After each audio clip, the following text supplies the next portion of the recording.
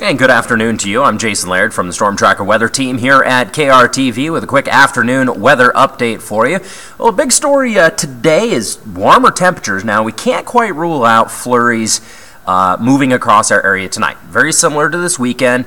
The atmosphere still got a lot of energy, a lot of drag off of that area of low pressure that we saw. Roughly that area of low pressure is over here in the Dakotas, so good news there. It's pretty much out of the area. Still seeing a little bit of wraparound moisture, though, up into the northeastern corner of the state. Great news for drought, but kind of some lingering snow up there. Also, I want to draw your attention here to the mountains. Notice those spotty little showers, or snow showers, I should say. I'm going to put a little action to this. I want to show you exactly kind of what those are doing. So far we really haven't seen many of those break over top of the mountains. A few sporadic flurries here and there.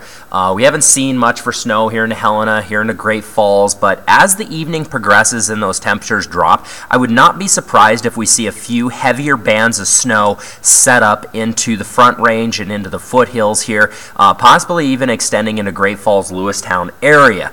The reason again for that is just a lot of energy to work with, and these snowstorms are kind of playing out like summer storms would, right? The more energy you have in the atmosphere, the more energy I guess these storms have to work with, and you get a little bit of lift to them, which kind of can amplify these. So really keeping an eye on those, but I don't expect it's going to be anything like this weekend when it comes to snow accumulation. Any of these flurries that do track over top of the higher terrain, they're going to put out a little bit of snow.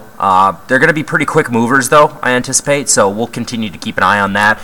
Here's how I expect that's going to play out. So again, about 3 o'clock this afternoon, we're going to see those flurries. Again, Futurecast models are putting a little bit of action throughout central Montana. You notice some of those areas with these flurries kind of popping up here. So again, if we do see them, they're going to be heavier bands, so they're going to look pretty big and bad when they first break over top of the mountains, but I don't expect they're going to last too terribly long.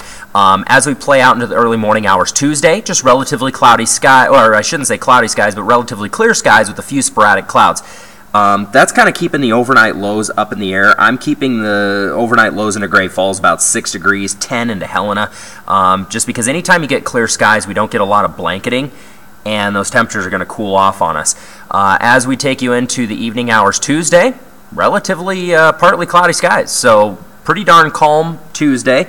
By Wednesday, we're looking at those temperatures finally hitting the 40s, so a lot of melting as we go into Tuesday and Wednesday over the next few days, so that's going to be the big story.